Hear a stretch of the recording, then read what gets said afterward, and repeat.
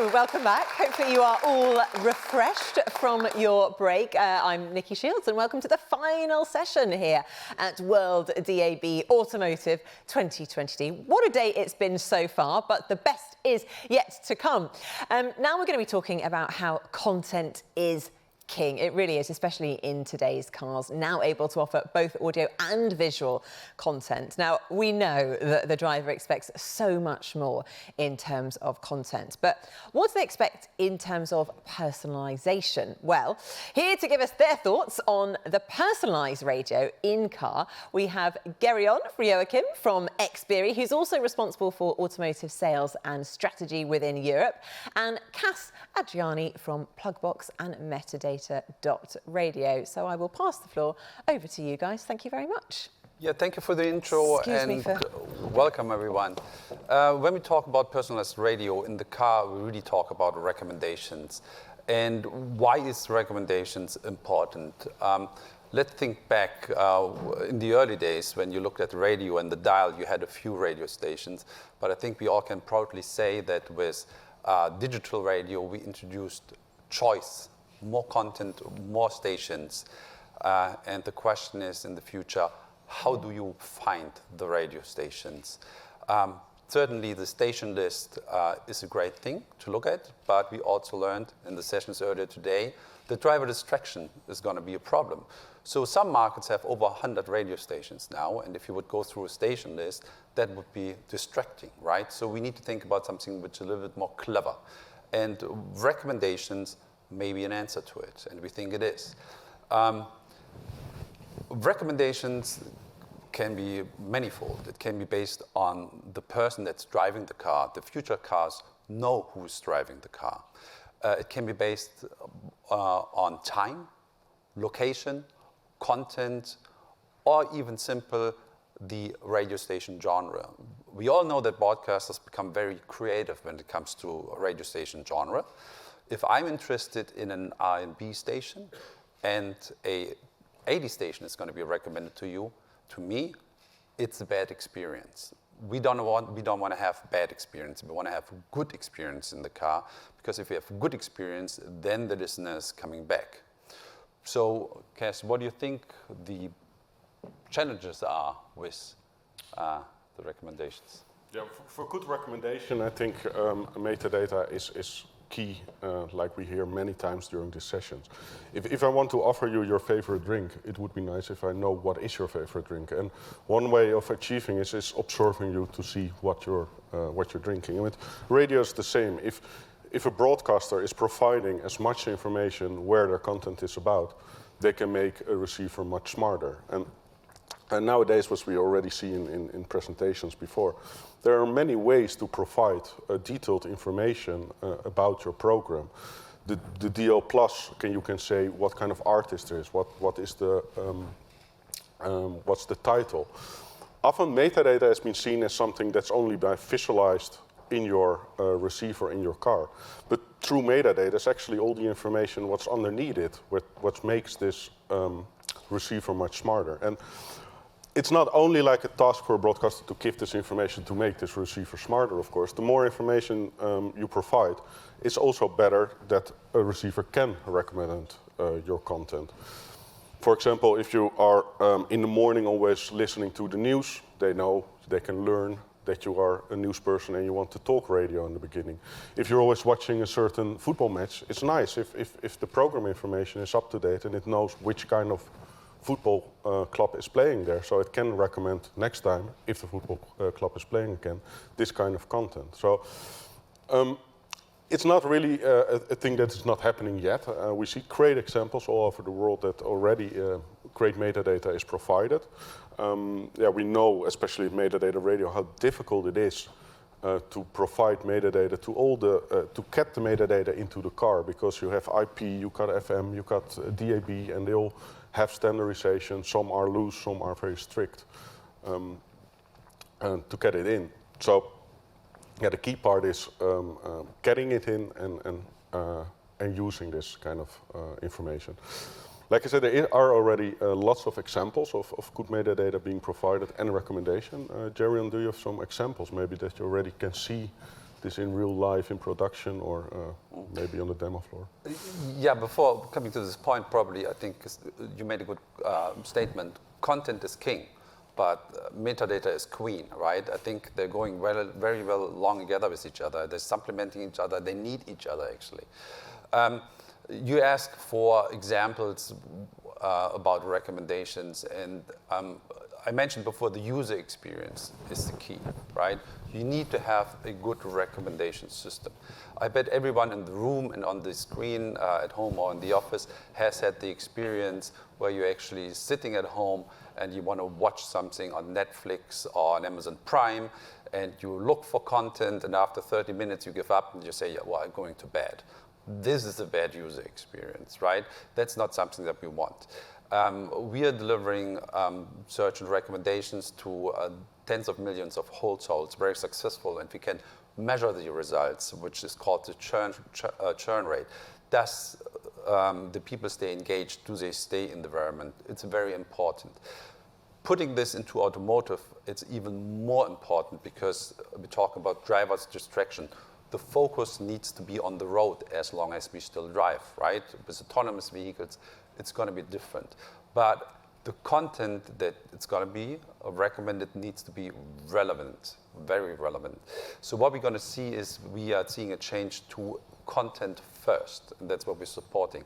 So people are not looking for a radio station, they're looking for a content that they're being interested in. And that may be a radio station, that may be a podcast from the radio station, it may be something different, right? That may be an album that's where they're being interested in, or an artist. But whatever you do, but the broadcast, if you want to be relevant on the dash, you need to provide this metadata. The metadata, as I said, it's queen. You need to bring it in because with that, all the services can be built and that can make the radio stations relevant and remain relevant. So it's not only the image for the appearance in order to compete with the big tech companies like the Apples, the Spotifys, whatever you name. I think the broadcast has the power in order to create a similar experience on the dash. Do you have any recommendations for the broadcasters, actually, how they should participate, what they can do in order to create the experience? Yeah, like I stated, and what I hear quite a lot in previous sessions already, and you also mentioned, the technology is there. Often the information is also there. So it's sometimes a small step to make sure that people are providing the right information, that they can use it. And like I said, it's not only what you're seeing, it's also all the information behind it. And sometimes you don't exactly understand why you need to provide this information, but in the next step it will be done.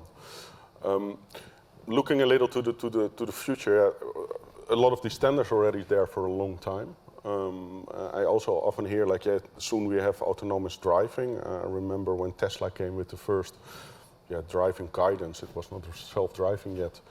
People were thinking in a few years cars will completely drive themselves and radio won't exist anymore in the car. We all see it takes longer.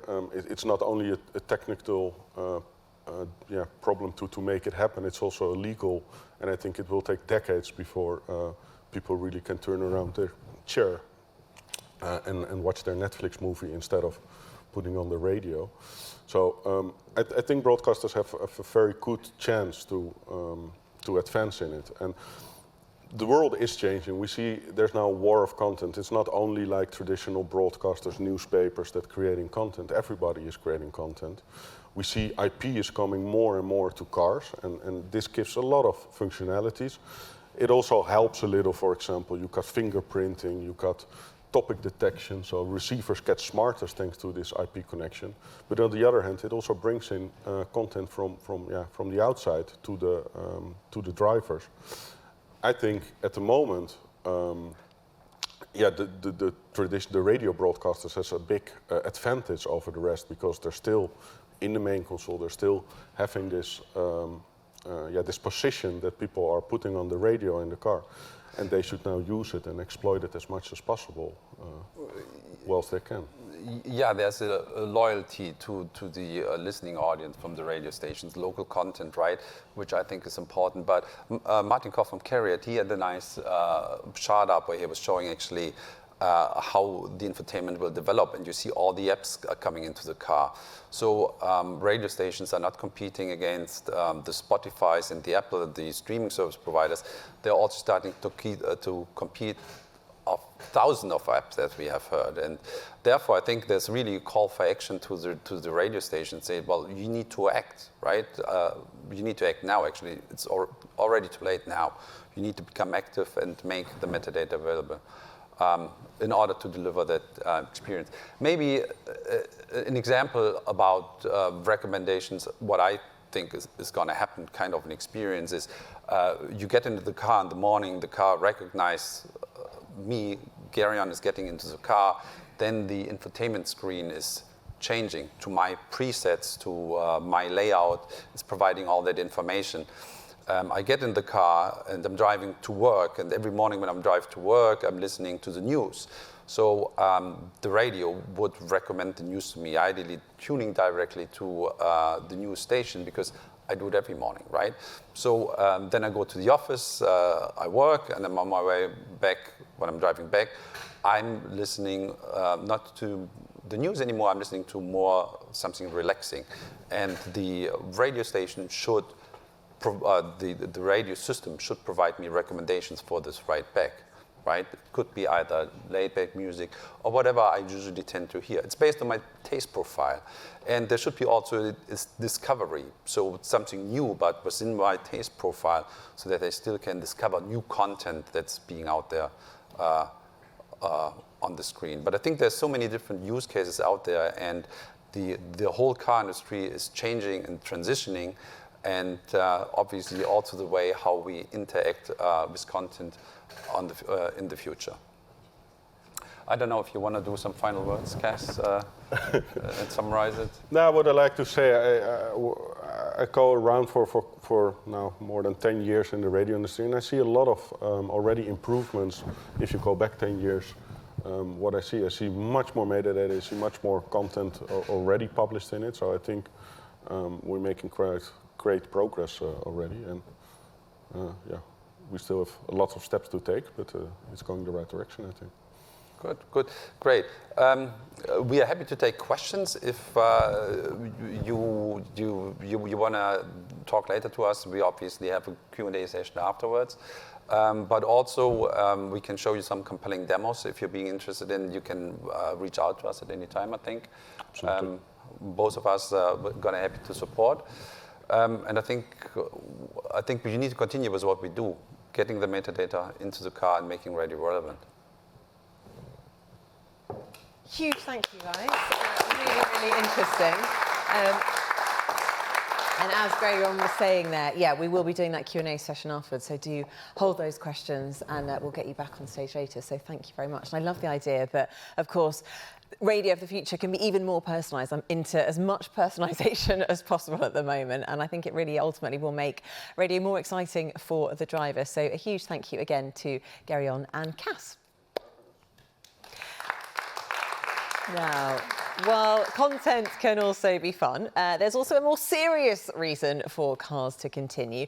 And that is, of course, that they need to have a solid base from broadcast radio, because in an emergency situation, it can be really critical. Now, DAB+ radio broadcasting can play such an important role in times of emergency. And it is vital that the emergency warnings can reach as many end users and as many people as possible, including, of course, the car drivers. So to tell us a bit more about the emergency warning trial in Germany that's happening at the moment is Frank Strässle from BMT. Frank, thank you very much.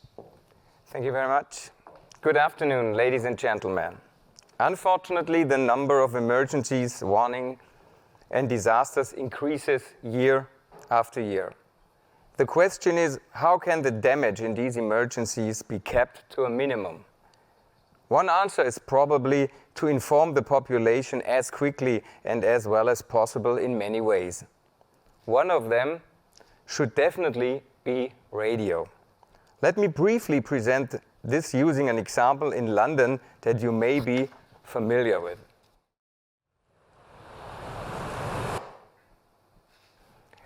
Wow.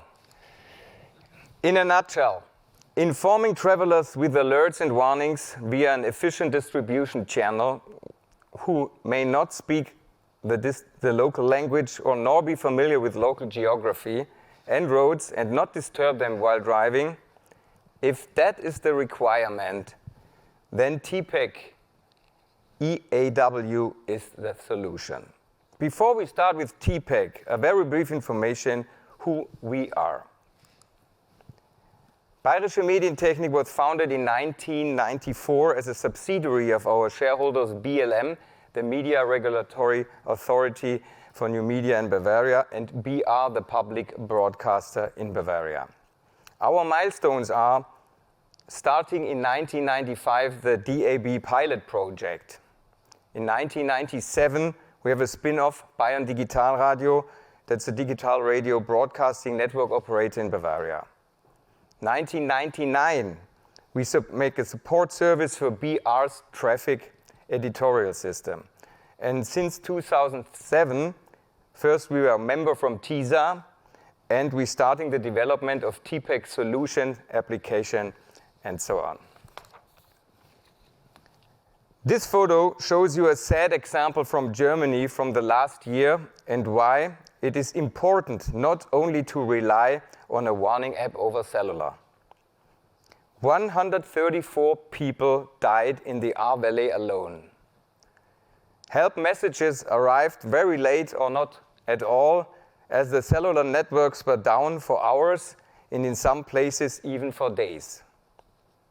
And it will happen again, and we need to be prepared for it. For this reason, make warning dissemination effective. Reach as many people as possible. We require different warning channels to make sure that a warning is heard as fast as possible, so that people in affected areas can take action immediately.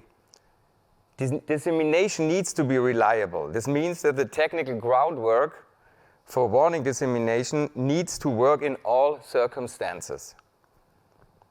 Ways and means. We have sirens, digital information systems, we have the spoken radio stuff, we have TV, we have smartphone apps. Now also TPEG.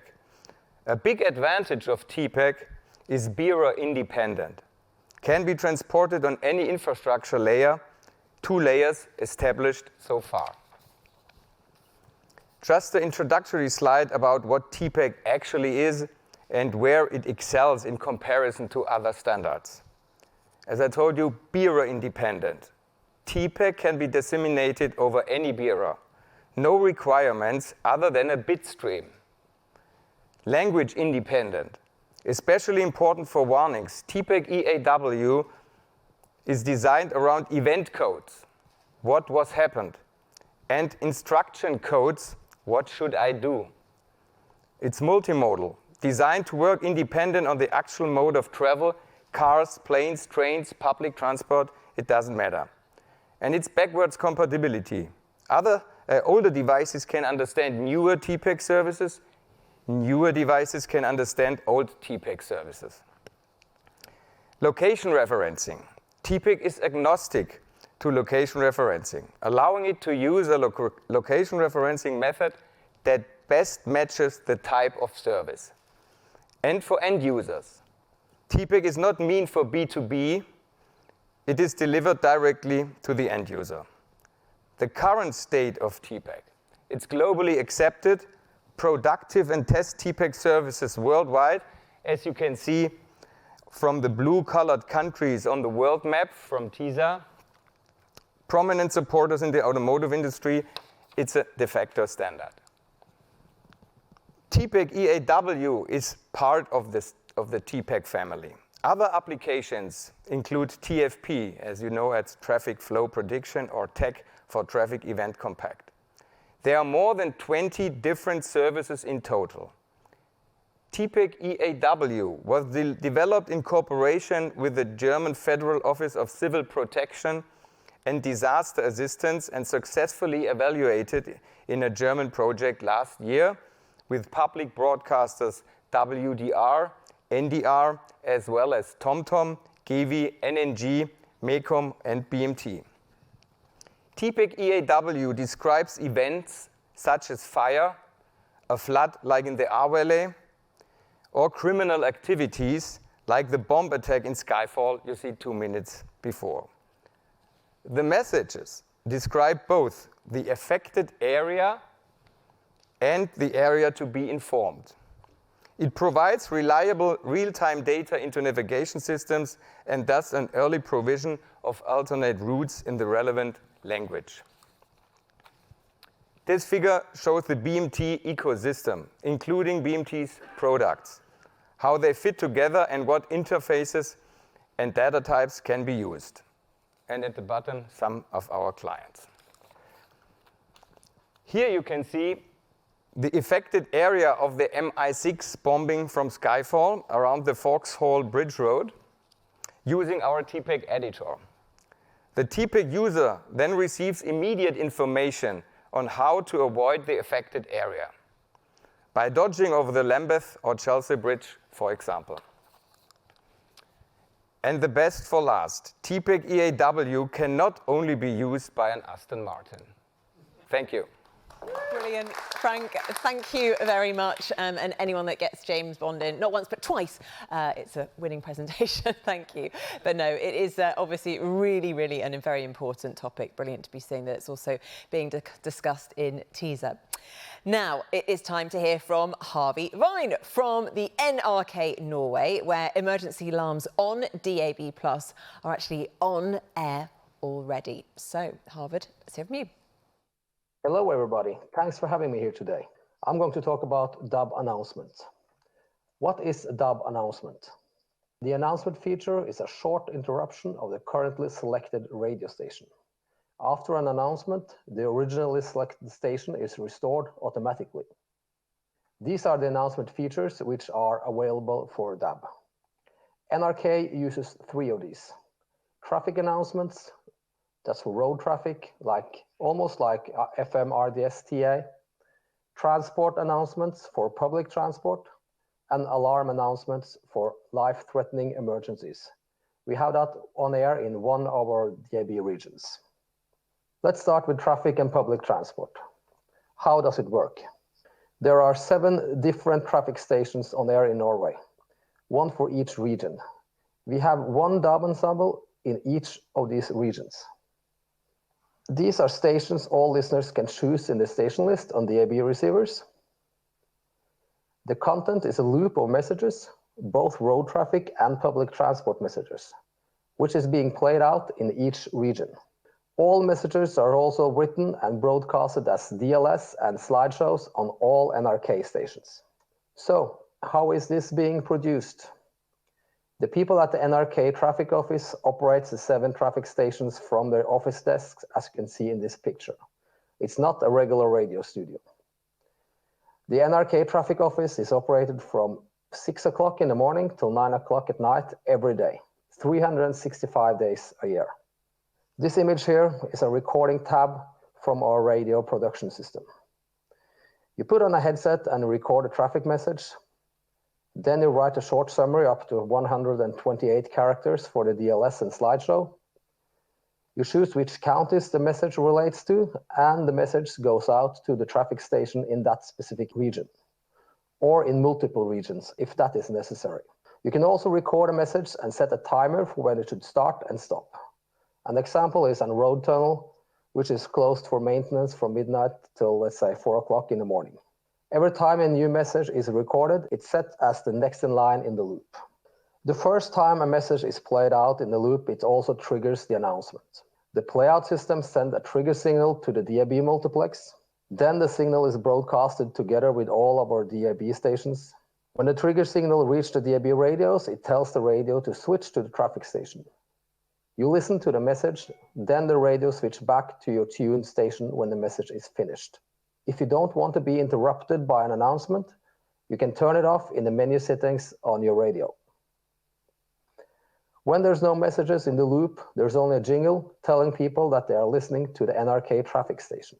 These stations have been on air since early 2017, And if there are something wrong, we got lots of phone calls from the listeners. So this is a popular service in cars. When someone pushed this button, they trigger an alarm announcement, which will interrupt all NRK stations on DAB. It is one radio station which carries the sound of the announcement. That means if you are listening to one of our other stations, the alarm announcement triggers a signal which makes the radio switch to the station with the announcement. NRK has a special contingency responsibility. We are mandated from the government to inform the population in the event of national crisis and disasters via broadcast networks. We need alarm announcements to reach more listeners if there is an emergency of any kind. We have 15 radio stations and our listeners are spread out on all of them. It is necessary to warn, inform, and help people through our broadcasting networks. The weather is not always as beautiful as it is here. And because of a very long, rugged coastline towards the Atlantic Ocean, high mountains and deep valleys, we sometimes need to help and warn people. There are an increase in the number of incidents and the strength of them. There are storms coming in over the country from the Atlantic and in the mountains. There are floods, avalanches, and landslides, which buries houses and cut off power and communication with communities. And more sadly, terrorism. This is a picture from downtown Oslo after the terror bomb in 2011. Often when these kind of incidents happen, mobile networks goes down first. But the broadcasting network works because we have more redundancy when it comes to equipment, power supply, and program feeds. Thank you very much. Well, thank you, Frank and Håvard there. Really fascinating, I think, to hear obviously how DAB radio can play a role in an emergency. And if you would like to know more about both of those projects, please do contact the WorldDAB Project Office. Now it is time to move on to our penultimate session of the day. Now, we've already spoken about pretty much all the areas of DAB in the car except for one, and that is the actual radio hardware within the car. So with their insights about converting cars already on the road to DAB are Yvette Dore from Digital Radio UK and Adriano Pitteri from Switzerland's public broadcaster SSR SRG. So over to you. Thank you very much. Thank you very much to having me and giving me the opportunity to present the importance of this DAB aftermarket devices, the achievements of the WorldDAB working group, and give you a little overview of what awaits us in Switzerland in the next years. As we heard this morning, the excellent news from Patrick Cannon, the DAB is going very well in the car, on the new cars. And this success is certainly linked with the entry in force of the EECC in December 2020. It takes some time to implement also in the different country, but now we are here, and the most important number is 94% of the new car in 50 countries in Europe comes now as standard with DAB+. And if we look on visual, we see really the DAB is now in the new car, and the progression is also impressive. If we look before the regulation, we had about 30%, and now 94%, so that's a very nice progression. This is about the new car, but if we're looking on the radio DAB consumption in the car, we have to look a broader look in all the car park and look how can we bring the car that are already on the market to DAB+. And here, perhaps a number who's important is the average to change the car park is about 11.5 years. So it can take time, but if we want to go faster, we need also to find a solution, and for this, the aftermarket device is the right solution to bring DAB in the car. And that's why WorldDAB has also this aftermarket device working group who works exactly on these topics. Let me present some achievements. There are a great achievement on the last time of this working group chaired by Roberto Moro. The AMD guidelines, who provides a lot of information and useful information. Now they are also working on the receiver performance and some calculator. That's an important topic. The market is also an important point. And when we're talking market, we'll talk after about Switzerland. We published also an overview of the service that are available in Switzerland. Regularly on the website of WorldDAB, you find the different country updates on this topic. And in some weeks ago, we published also a database with all the fully integrated list of devices, so you can find which model has a full integration possibility in the car. Important point is also communicating with the AMD manufacturer to continue this discussion and find a way together to achieve our common goal. And the members, it's also important that you members are coming and discussing, because if we are working together, we achieve this goal. And so if you're interested to participate, the next meeting will be the 3rd June. Don't hesitate to contact us or Robert, my dear colleague, Roberto Moro, who chairs this group to bring this topic further. Thank you, Adriano. Come and sit down and we'll have a chat. Radio so thank you for that great recap of DAB progress across Europe and the work of the Aftermarket Devices Group. It's great to see the impact of the EECC across Europe. And just to reiterate, in the UK, we do have a similar provision in place for mandating digital in cars, which means that substantively 100% of radio in passenger vehicles coming onto the road are DAB. So that's great progress. So to turn to Switzerland now specifically, you are working towards your switchover date of 2024. We've heard about new cars. So tell us a bit more about the aftermarket in Switzerland and how important that is in your planning for your switchover. It's an important point, and all the car listening, also digital radio car listening, was a big topic in the last time because of the switchover that we have end of 2024, as you said. And that's why it's important to plan all this transition. We have a good news. The DAB is going well. 75% of digital listening in Switzerland and a big majority in the car. So that's a good information. The challenge will be to bring it, to move the analog listeners in the car to digital until end of 2024. Right. And I think many of them will wait until the last moment. We have, we call this in Switzerland the winter tire effect. You know, every year there are snow. Every year you know snow is coming, but the people waiting the first snow to say, oh, I have to and rush to the garage to change the tire.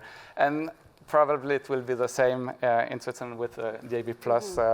And that's why the aftermarket device and all this around is important to prepare it well, so we have a smooth switchover. Great.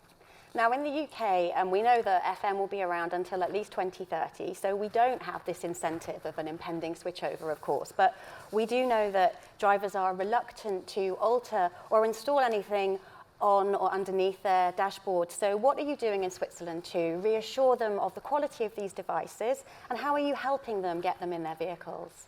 Yeah, that's an important topic because a good integration is essential for have a good user experience and so a good use of DAB.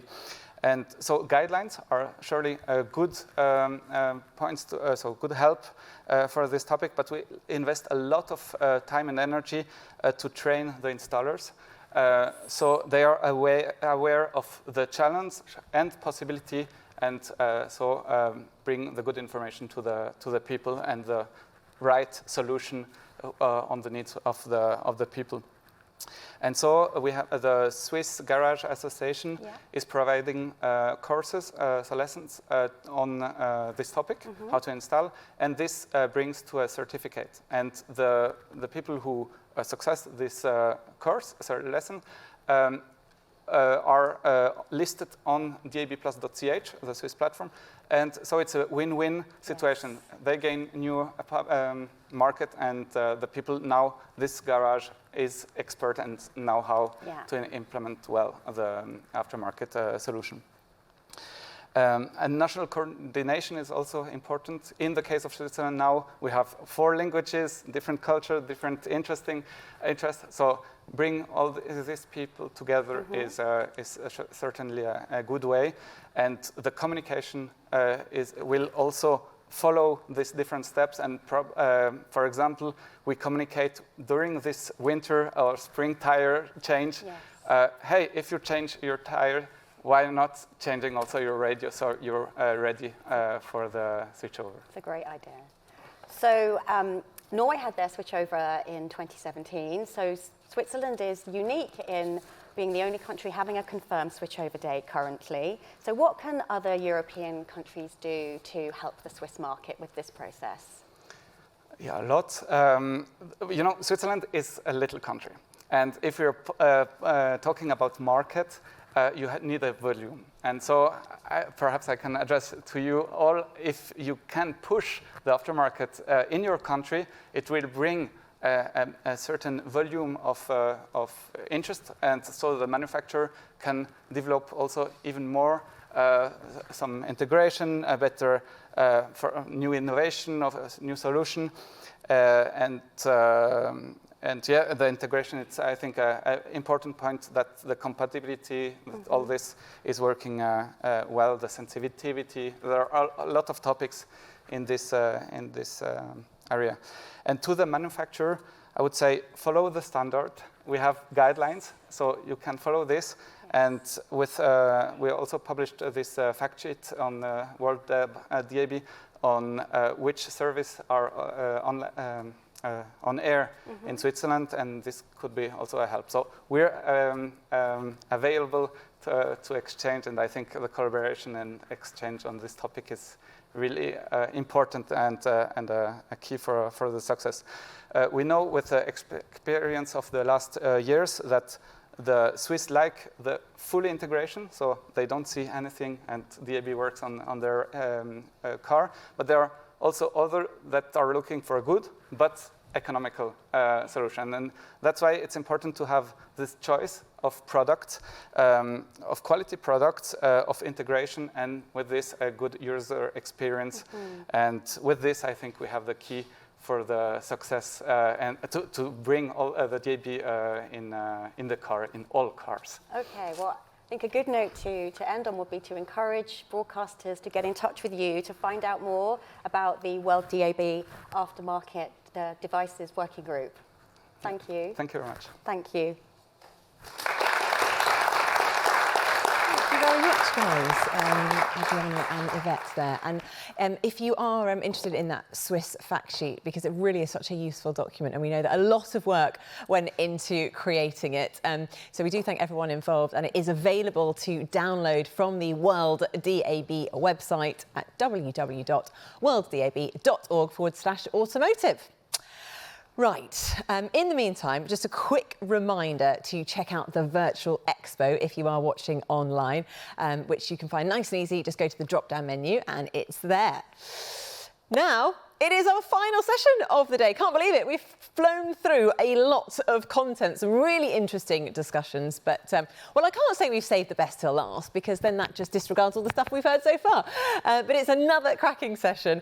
You will recognise all the faces in this session, some of the leading lights in the industry. And it gives me great pleasure to pass over to our panel moderator, Ford Ennals, who is the new CEO of Commercial Radio Australia. You are in good hands. Ford, over to you. Thank you, Nikki. Thank you very much. Hello, everyone. This is it. This is the big one. All right, the final session of what has been a great day. It's been like an international drive to digital. I've enjoyed every element of it. It's been pretty future orientated, but in this session, we're going to go one step further, looking into the future of radio in the car in the future. Now, normally, if in our industry you want to see the future, we go to CES in Vegas in January, and we see the new technology and what's coming down the road. Actually, last time I was there, one of the things I took away was the launch of the Uber flying car, which was about to happen any month now. This is 3 years later. We're still waiting for the Uber flying car. And I have to say, yesterday, when there were no trains, I would have really wanted an Uber flying car, but it wasn't happening. But we don't need to go to CES because we've got the right panel to look into the future, a very talented and experienced panel. On my far right is Xavier Filliol, who's the COO of Radioline, who's about to talk to us. Here's my very good friend, creative director of Folder Media and the genius behind Fun Kids, is Matt Deegan. And I'm hoping joining us by video from Netherlands is our other really good friend, is Jackie Bierhorst, who runs DAB in Netherlands. Jackie, welcome. Hello. All right, she's there. That's good. Hello. Hello. All right, we'll come to Jackie in a second. So the brief was to look to the future and talk about what radio in the car, in the future car, could look like. And we've got three separate and I think very different takes on that. So I'm going to start with Xavier, and I think you've got some slides to support you. So over to you, my friend. Yeah, just want to present something that had been presented to NAB, as you mentioned. It's about transactable audio, because we are talking about the future. We see at Radioline, we're working for 15 years with the industry, we're working for 50 partners on every screens, and now it's happening in the car. We're waiting connected car since the beginning. Okay. So the idea is to go beyond. Yeah. And so we see three phases in this development of radio. The first one is digitalization. The second is interaction with the podcast, etc. And now it's transaction. So it's not exactly the same for us, because transaction could be asynchronous, and it's another way to interact, I would say. So it's not a direct command and get the result right now. It's more sophisticated, and we see that what we need, we talk a lot about metadata, but this is based on the layer of data, of course. So this is one of the examples of what for us is a new, I would say, era for radio. Okay. So in this example, it's a POC for a famous OEM. I don't have the right to say the name today, but the idea behind that is to be able to game and to bet on action for sports live sports events or live sport game. So the idea, it was for Android Automotive, is to be able to propose a very simple UX without any driver distraction, of course, but something very cool for the user. Because so the driver bets on the action without being distracted? No. No? No. Have a look. So this is the first screen. On these screens, we just added an icon. So the icon is a cup. A cup meaning that you enter into the game or not.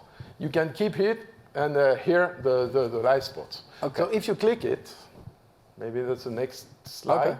Next slide? Yeah. Okay. You can bet on hit, no hit. It's baseball game. It's 4 hours game. So the action between each one are very long. So again, you will be more distracted to change radio or to go to Spotify. Definitely. Okay. So I'm you suspending disbelief here, okay? Yeah. I'm going to go with it. You see, it's not for money. It's just for games. So you earn pizza. But in some geos, it could be great, it's a great idea. Something else. But the idea behind that is transactable. Okay. So when you click, of course, everything is going to your mobile as a second screen. It's all sync. And then you have just notification on the top. Yep. And that's it. And then you have your prices. So maybe the next slide. There we go. Yeah. So again, there is maybe 1 minute between each screen. Okay. Yeah. Okay. So you got all your history of your betting, etc. Your increasing prices. Yeah. And at the end, you have the last one. Okay. You got one more slide? There we go. Which is a QR code. I love that. That's it. And this is kind of real, this is happening. So when's it coming to market? When will we see it in a car near us? So this is a prototype. Yeah. We are testing it in real with people. And there is already one big media group in the US that is interested because there is a live event, of course. But again, it's a transactable. So this is one application of this concept. In the next 12 months? Yeah. In market? Yeah. Yeah, we wish you well. I mean, I think transactable is a really, really fascinating area. It can go with couponing, with ticketing, with so many possibilities. So as long as you keep your eye on the road. Yes, everything is on your mobile, so you're not supposed to be there. Building on that, and I know you run Fun Kids, and we know keeping kids occupied and happy in the car is a real challenge. They love to bet, but they like to do many other activities. What have you got in store for? What do you see happening for them in the future? So when we think about any environment, we think about the car environment now or the car environment in 10 years. We think about our audiences. And a Fun Kids audience is a 6 to 11-year-old, and I'm sure some of you here and some people at home will have a 6 to 11-year-old in your house. Now they're digital natives. They do not care what has been in the past. They do not care what a dashboard has previously looked like. They're about the here and now and what's available for them and what they can do and what satisfies them. What's great about kids and media is they tell you exactly what they like and don't like. They don't sugarcoat it. They don't care. If they're at home, they'll turn something off or turn something over or just move away. It's the most honest audience.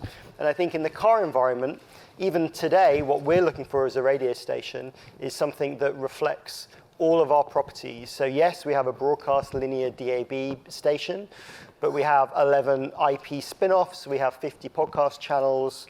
There's web and video and social, and there's all those elements. And our listeners can get that from our app or our website. Elements of that are on Spotify or on streaming providers. Is that available in car for OEMs? Are there services providing access to all our services? But when you kind of push that forward 5 to 10 years, you think about autonomous cars and children in the back seat. What's the experience you provide for them? And we're definitely thinking, what's that broader entertainment experience that we provide for them? Audio is still a hugely strong part of that. But at that point, is Facebook's metaverse going to be a bigger part of people's lives with kids used to wearing Oculus Rifts or having a version of that on a phone or a tablet? And so does that sync with the car? These autonomous cars should know who's in which seat, what are their preferences? Absolutely. And how can we, as a content provider, be able to push our high quality content that's probably free to you, car manufacturers or OEMs, and to take our children from a journey that might start in the home or home from school into the car and onwards. Do you see us being able to give different content to the kids in the back to what the parents are listening to in the front? Yeah, and there's bits of that already in some high-end vehicles. You've got kind of behind-the-seat stuff with your kids with tablets themselves. Whether that's audio being beamed into seats or whether that stuff are on screens.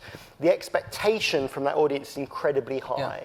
And I think a lot of these things I always think about, if a mobile phone can deliver a better experience, well, they will use that, or a tablet. So how do we upgrade that car experience to make sure that it can deliver something as good? And finally, I asked you before you came on about autonomous cars, and should we, the radio industry, be afeared of autonomous cars because it'll go to video from audio? But you had a response to that. Well, I just felt that the in-home environment is a pretty broad environment where you can watch TV or watch video services, but we listen to audio because it does that thing it's done for 100 years, which is it can accompany you along the day, whether you're reading or working or whatever.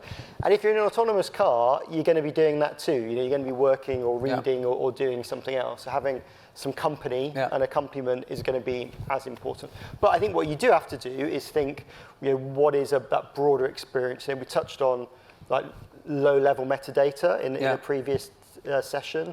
Actually, we're going to go the other way. What's high-level metadata that supports what we do in an environment with lots of screens? Yeah, great answer. And over to you, Jackie. I think you're the last voice we're going to hear today, and very fittingly.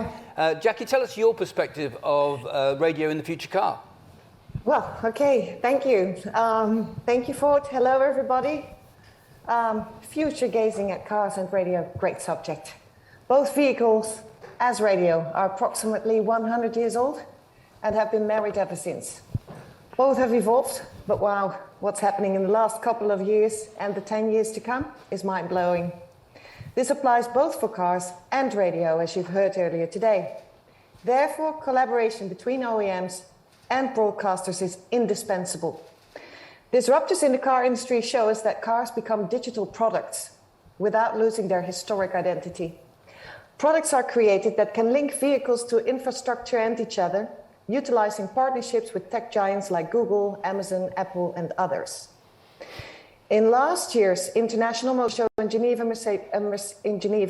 Mercedes even showed that they are now working on a concept car in which you could change radio stations, dim lights, or control navigations of drivers, control navigation simply by thinking about it.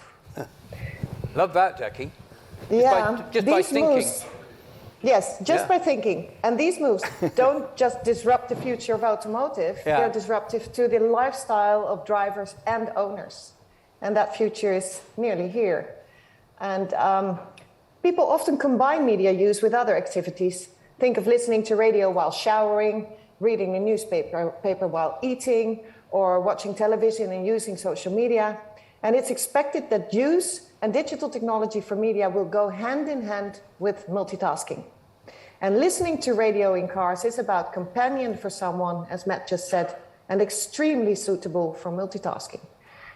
And as you heard earlier today, the results of Edison's car bias survey confirm the importance of broadcast radio in the dashboard. And DAB+ is the broadcast backbone of radio throughout Europe and Australia. And we offer, as WorldDAB, the OEMs and broadcasters UX guidelines, collaborated with the radio industry, car manufacturers, in-car technology providers. But hybrid radio, as you heard today, and interoperability through DAB+ combined with IP, including metadata directly from the reliable source of the radio stations themselves, is easily available for all car companies. Because today, all European and Canadian radio stations are united in Radio Player worldwide. And we offer direct access to broadcast and their podcast and metadata to OEMs. We offer knowledge and we offer an innovative team to work together with OEMs and their suppliers for great radio experiences in cars. And at this moment, already a third of all European cars will be linked directly to the official source of these radio stations, over 7,000. And this represents, amongst others, Volkswagen Group, BMW Group, and we're starting our partnerships with brands like Renault. And aim is that all OEMs will follow. And in the next 1 to 3 years, the radio experiences in all new cars should be hybrid, FM, DAB+, and internet radio. This is the base radio, the platform on which new features should be built, enriched with radio broadcasters' podcasts, enhanced with brilliant visuals, have perfect voice control. Radio always plays what you ask for. Radio will get personalized.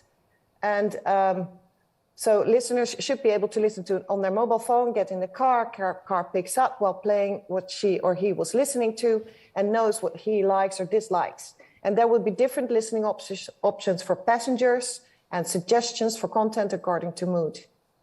And in the longer term, with autonomous cars, radio will look even better, which could mean live video clips from studios, guest interviews, easier engagement in competitions or more commercial opportunities, etc., as we just saw.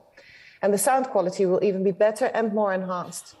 And only through collaboration we will succeed in making sure that the drivers get what they want in their car, radio. Thus, companionship, ease of use, great content and relevance, whether their car is brain connected, voice controlled or anything else.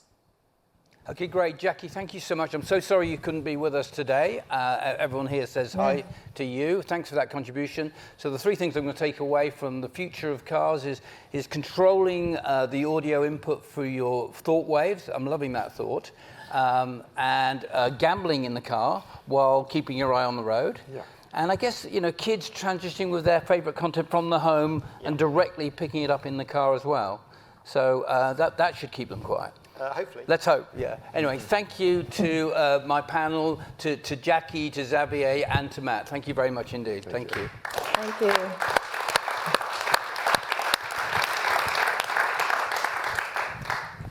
Yes, absolutely. I think I'm going to have to pick up on, I think it was Matt that mentioned as well, when we'll be able to have a world when my kids don't have to listen to the same station as me. So I don't, as much as I love Fun Kids Radio, I won't have to listen to it on an entire journey down to Cornwall.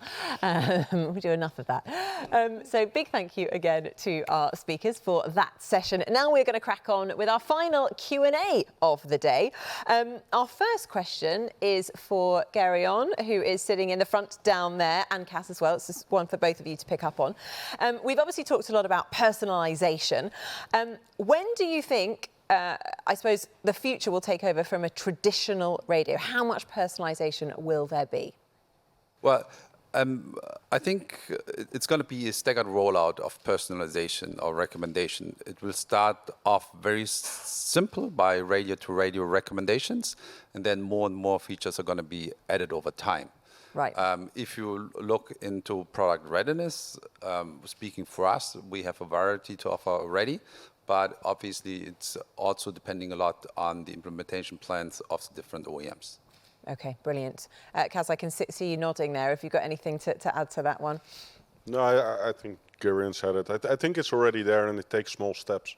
My car already, I can select a profile and it switched to the previous channel I was listening on. It's a very easy thing, and it slowly gets into something that I'm thinking about, jazz, and it plays my favorite jazz radio, of course. But that takes some longer time. We get used to those things and then start to expect it everywhere we go. Frank, question for you. At this time, how many receivers are in the market which can receive TPEG? That's a very good question. It depends. If you see that TPEG is distributed over IP networks, there's a lot, because all the big car manufacturers still distribute TPEG services. For BMW, they call it real-time traffic information. That it's a different name for the consumer or for the drivers. Via DAB, we have in 6 countries are running a productive TPEG service. But we have a navigation system, a navigation aftermarket solution from Garmin who receives that. And Ford, for instance, in Germany have a backup solution. They distributed TPEG data over IP. And if that's the connection is fallen, then have their backup solution with the TPEG service of the WDR in Germany.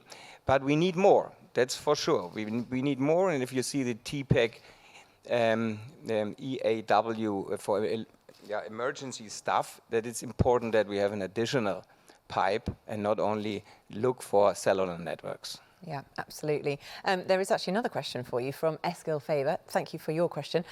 How important are traffic announcements in DAB for informative messages to car drivers compared to the existing RDS in FM networks? Yes, the traffic announcement is really good, but you have to let us see the example from Norway. They're still using that kind of traffic announcement, but unfortunately not a lot of broadcasters really use this tool. RDS TMC is still running, not only in Germany, but it's only running or possible to run in FM networks. And we have to pick up, if they have in Switzerland a switch off, then we have to take a solution that's running. And the announcement is a good idea, but a lot of car manufacturers or the device manufacturers for the OEMs use only a short solution with announcements. The DAB announcement is a really good product we have to enforce, and yeah, the device manufacturer have to give us the opportunity for that. It's in the standard. Absolutely. Brilliant. Thank you, Frank, for that one. Question for Adriano. The Swiss case that you talked about sounds quite specific. Why should broadcasters invest in promoting aftermarket devices? As I said, to bring this to encourage this market and bring more product, and I think in Switzerland, but everywhere else, for the broadcaster, it's important that the people are listening good quality, and DAB brings this better quality without interference and so on. And so I think if the people have the opportunity to equip their car with DAB aftermarket, they improve their user experience of a radio in the car. Absolutely. Brilliant. Thank you. We also have our final question of the day to the guys on the stage here, Xavier, Matt, Jackie, and also Ford. In one word, can you tell we're running out of time? Describe the perfect radio experience in the car of the future. Ford, do you want to kick it off first? No, I'm going to hand over to Xavier. Xavier, what do you think? I think the most important is to keep live radio alive. So something new, something interesting, something engaging.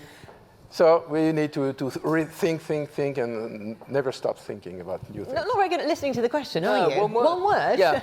You're supposed to be good at listening in this. I can be longer. Matt, over to you. Seamless. That'd be my one word. Yes. I think people are used to, especially in a mobile phone environment or a home environment, they can get what they want when they want from anywhere, and that's got to exist in all places. So it's got to exist in the car too. Okay, great. Jackie?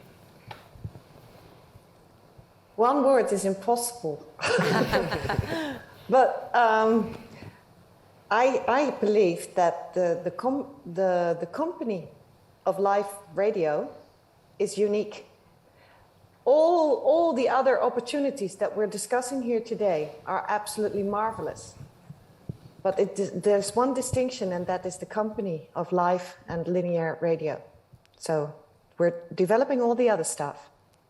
But this is what makes us unique. And this is why 90% of all Europeans love radio. And that's why it needs to be in cars. Thank you. Yeah, I would have said, for me, highly personalised. I want the content I want when I want it, was what you said. Not just music, or not even just my favourite radio station. I want my favourite podcast. I want the latest news bulletin. I want to hear about Manchester United beating Everton. These important things. So highly personalised for me. Thank Brilliant, Paul. Thank you very much. And a huge thank you to all of our speakers today. So I think it gives us an appropriate moment to say a massive round of applause to everyone for all of our speakers, everyone that's joined us in the room, that really made the effort to be here, and everyone at home that couldn't be with us. A huge thank you. And also a massive thank you to our sponsors as well, AVT Radio Player and Xperi, who help us really make today possible. And of course, I mustn't forget last night's networking drinks sponsor, Canada, because I think that made sure everyone enjoyed themselves last night. And a big thank you to our exhibitors as well. Now, today's video will be available to view on the WorldDAB YouTube channel very shortly. So if you'd like any further information on the topics discussed today, or about the work that is happening within the WorldDAB automotive groups, then we do of course encourage you to contact the WorldDAB project office. So that's it. Massive thank you to everyone. Goodbye for another year. I did say that it was a last round of applause, but I think we need another last one. So that is the end of WorldDAB Automotive 2022. Goodbye from London. Thank you.